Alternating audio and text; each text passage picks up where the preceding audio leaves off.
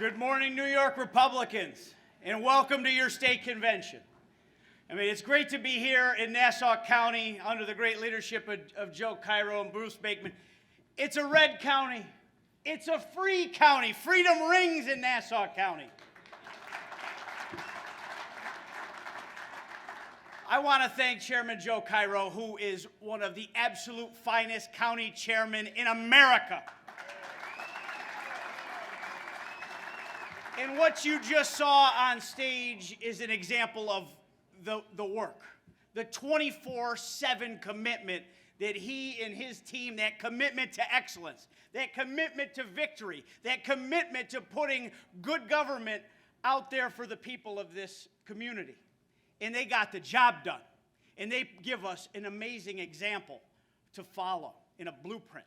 And there's no better place for us to be than right here in Nassau County, which is the beating Republican heart of the state of New York right now.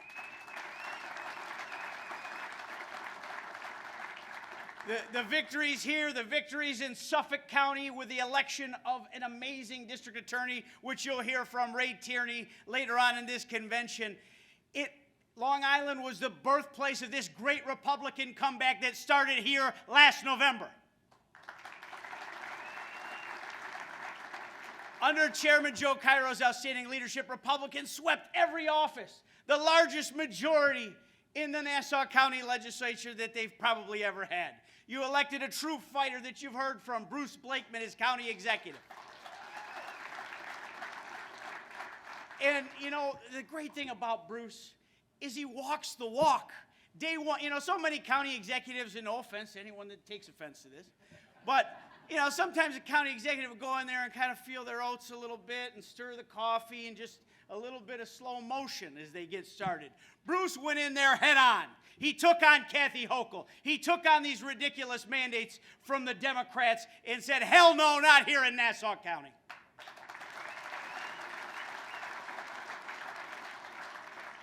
That's Republican governance. And you just heard from a magnificent career prosecutor, a real prosecutor, Ann Donnelly, the Nassau County District Attorney, who is working every day to do the job that she swore to do, which is to uphold the rule of law and keep the taxpayers of Nassau County safe in their own homes.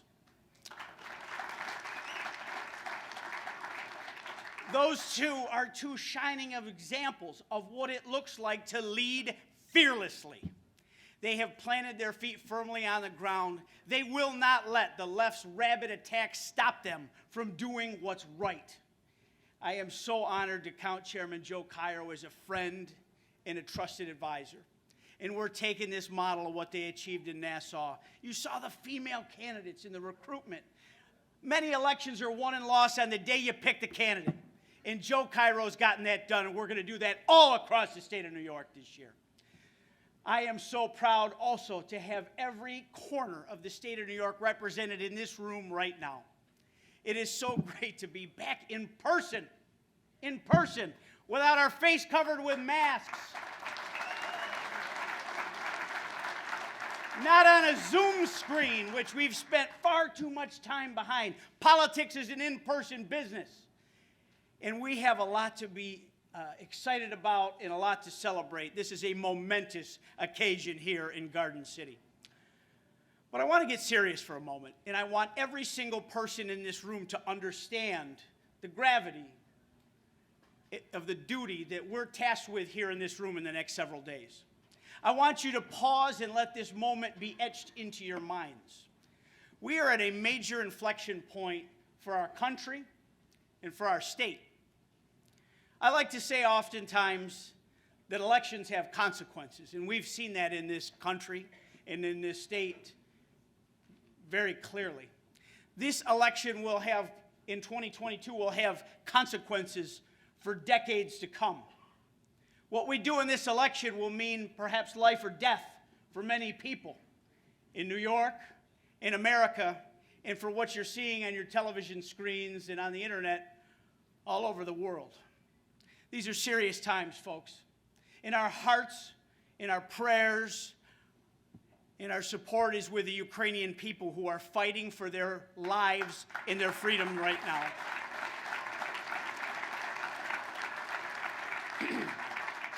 But what's happening in Ukraine has impacts far beyond that country's borders. Russia and China are undertaking an effort to upend the world order and to accomplish their goal. Their sights are squarely set on destroying America. And right now, they're having an easy time doing it because many of our problems are rising from within our own borders. And I don't care what anybody says and how un-PC this is. If anyone thinks that Russia would have invaded the Ukraine if this last presidential election had gone differently, you got another thing coming.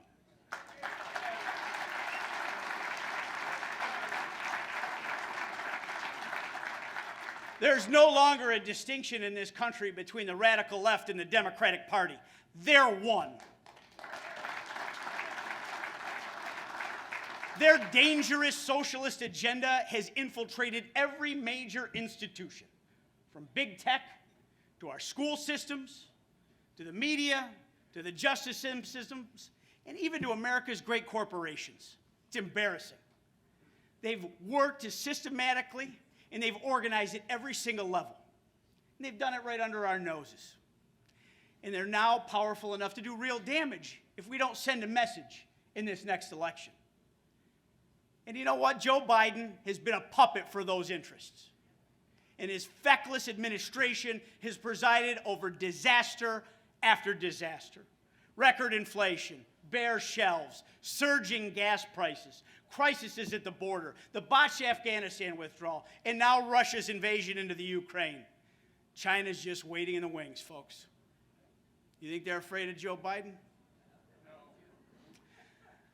The Democrats love to claim they're the party of the working class, but it's their policies that are hurting the hard-working people of this country the most. They're so out of touch with the wants and the needs of average Americans. Our seniors on fixed incomes, they're being crushed and having to face devastating choices between food and heating their homes.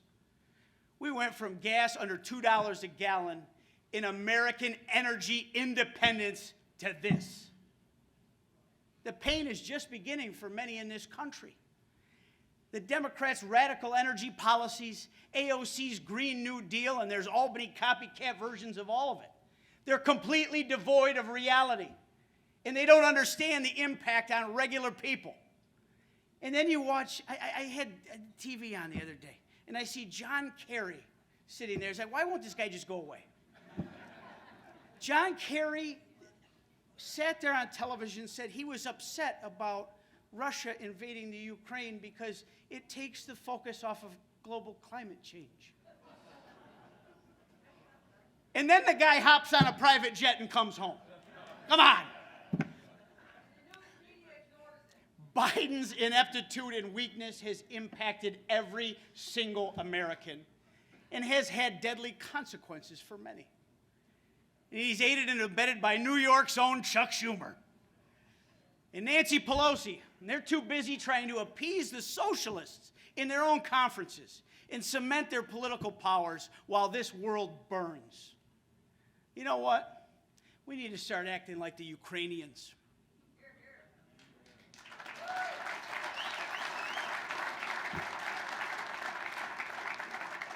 Like the everyday citizens who they're risking their lives for their freedom. We need the spirit of the soldiers on Snake Island who stood valiantly in the face of a Russian warship and refused to surrender their country.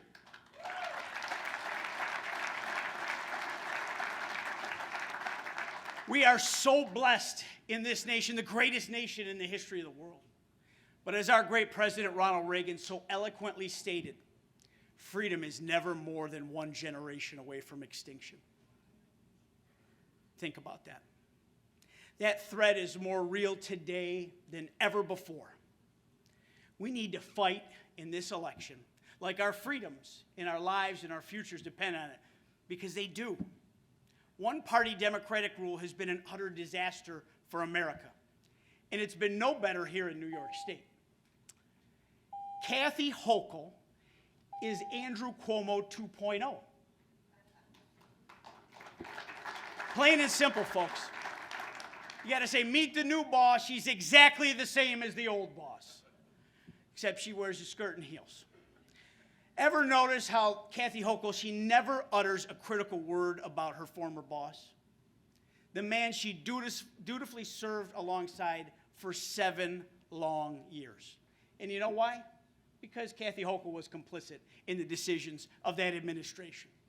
She willfully turned a blind eye to corruption, the abuse of people, the abuse of power, and harmful, terrible policies that have chased our people to better places.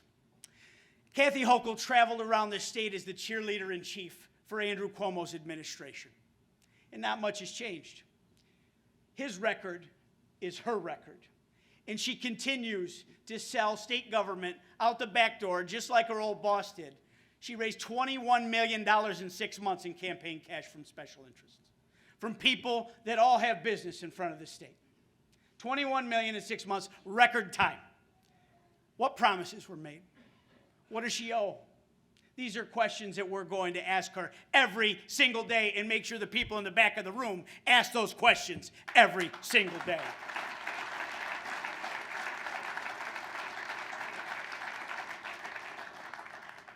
And, you know, a lot of people have asked me, because Kathy and I happen to come from the same place, of Buffalo.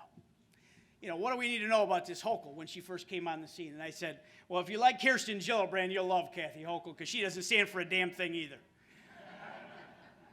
In her first major decision, and this is someone that's allegedly moderate, her first major decision as governor, she selected a corrupt, defund the police radical as her lieutenant governor.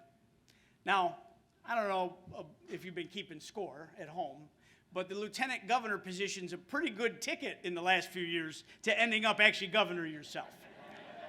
So one heartbeat away, or one criminal indictment away, Brian Benjamin sits there from running this state. He was one of the captains and the leaders of the defund the police movement in the state. Remember that, and make sure everyone you know understands that.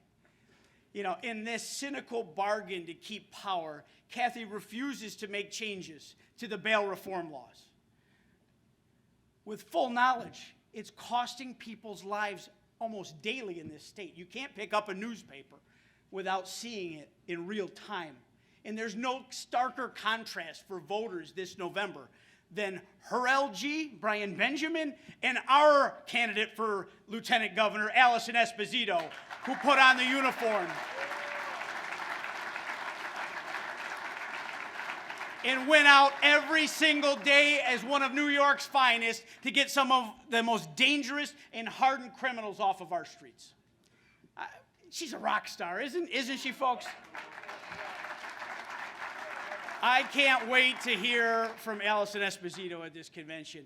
The Republican Party in this state, we're putting our money where our mouth is, and we're proving to New Yorkers that it is the Republican Party that will clean up the mess that the Democrats have made of this state.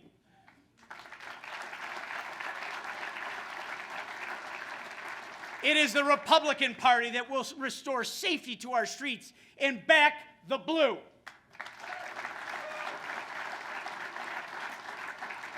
In the backwards world of Democrats, they want to take away freedoms from law-abiding citizens, but they think more freedom should be granted to criminals. They want to make this about their radical agenda on guns and COVID. Give me a break. No one's buying this nonsense, not anymore, not for 1 minute. Not while they're watching innocent New Yorkers get shoved in front of subway trains or stabbed to death in the subway halls. Not while they're watching so-called prosecutors who won't do their job and promise not to. Not while they're watching repeat career offenders walk free with zero consequences, while victims are left trying to pick up the pieces. That's if they're lucky enough to survive. This madness stops with the election of a Republican governor this November.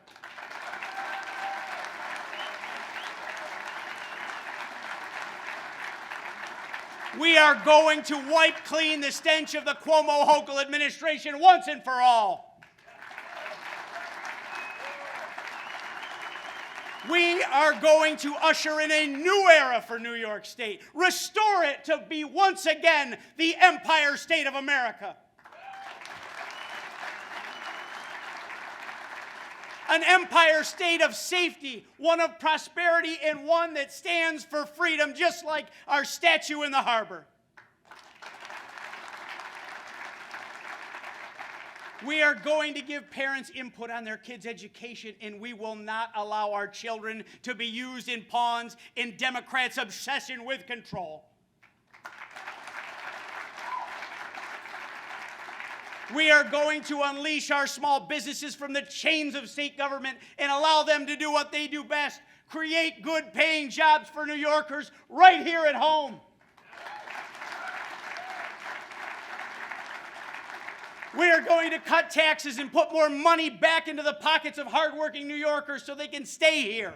We are going to elect an attorney general who actually enforces the rule of law without regard to politics or headlines or cheap heat.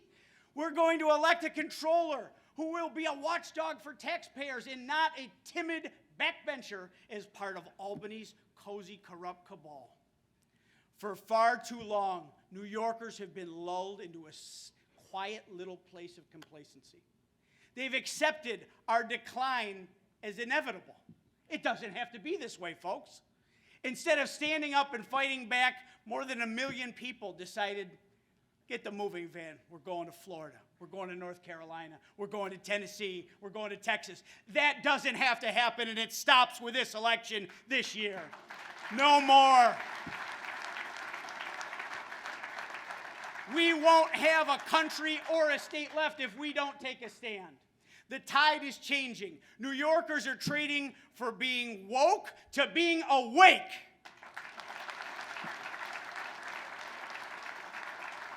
New Yorkers are seeing with clear eyes the impacts of Democrats' failed agenda.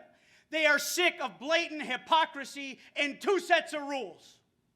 We started this red wave last November, and every day we are building and we're grinding to turn that wave into a red tsunami that will sweep all over this great state. Black, white, young, old, working class, wealthy, longtime New Yorkers, brand new New Yorkers. It doesn't matter.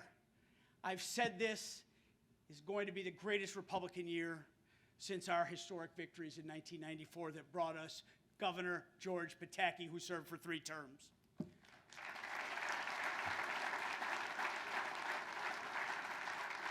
But the truth is, they're going to be better victories because we're creating a new and a bigger coalition of voters that will make our own history in this moment. We are looking forward, putting together the team that will meet this moment at this time. And every person in this room should be excited and enthused about our prospects. But I want you, I need you to turn the excitement at this convention into activism. Get out from behind the keyboard and go grab a clipboard and let's get to work.